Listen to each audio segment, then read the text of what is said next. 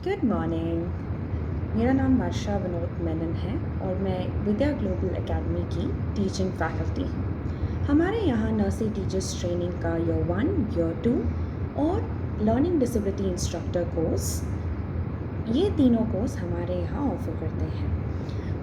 हमारे entity course के अंदर दैट इज़ ईयर 1 में 2 साइकोलॉजी पेपर्स हैं।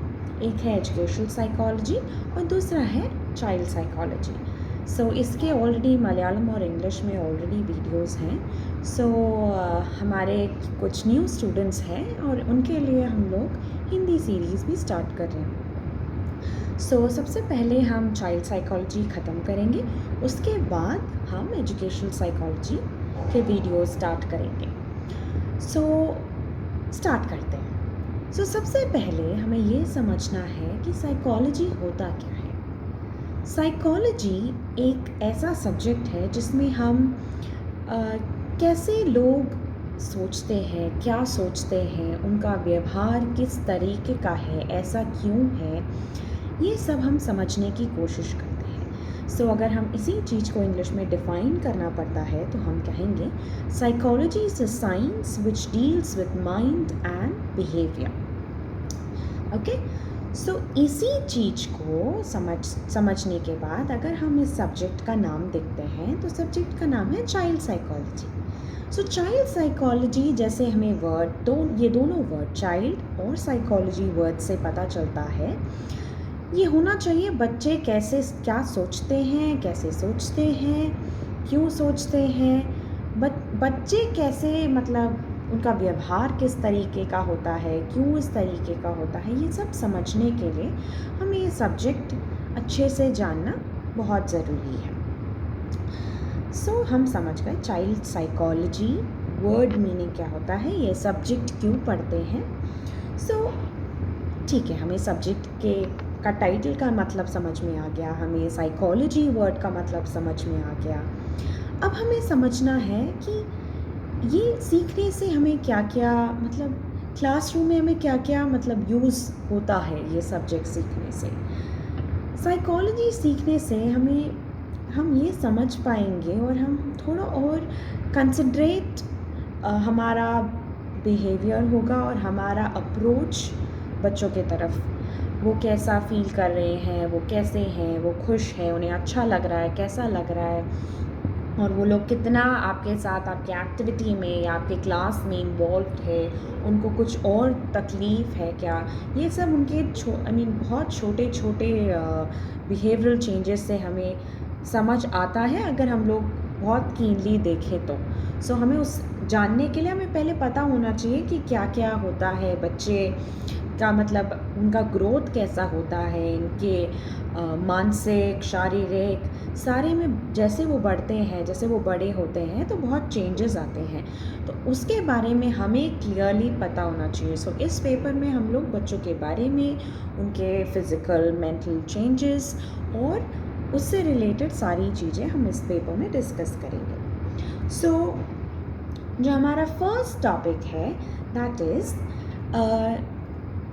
हमने सुना है द वर्ड इन्फेंट, ठीक है, लेकिन हमें पता नहीं कब तक हम बच्चों को इन्फेंट बुलाते हैं। तो as per the present psychologist and the medical science, जब एक बच्चा उसके माँ के कोख में होता है तब से लेके जब वो 6 वर्ष का होता है तब तक हम उसे इन्फेंट बुलाते हैं।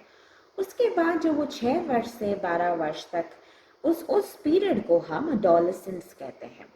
12 के बाद यूजुअली लड़कियों को पीरियड्स हो जाते हैं, लड़कों का एडम्स एप्पल बहुत विजिबल हो जाता है, उनके आवाज़ बहुत बदल जाते हैं लड़कों के, उनके मूछें आ जाते हैं और लड़कियों का शोल्डर ब्रॉड हो जाता है, तो ऐसे बहुत सारे चेंजेस आते हैं। हमने ये वर्ड काफ़ी बार सुना है इन्फेंट, चाइल्ड, और हम लोग इसे कहीं भी यूज़ कर लेते हैं, लेकिन ऐसा नहीं होता है। साइकोलॉजिस्ट और मेडिकल साइंस ने ये क्लियरली क्राइटेरिया बता दिया है कि मतलब कब से कब तक इन्फेंट है, कब से कब तक चाइल्ड है, कब से कब तक एडोलेसेंट है, और फिर कब वो अडल्ट बनता है। तो अगर हम समझें तो जब से एक बच्चा उनके माँ के पेट में होता है, कोख में होता है, तब से लेकर उसके 6 वर्ष तक उसे हम इन्फेंट बुलाते हैं।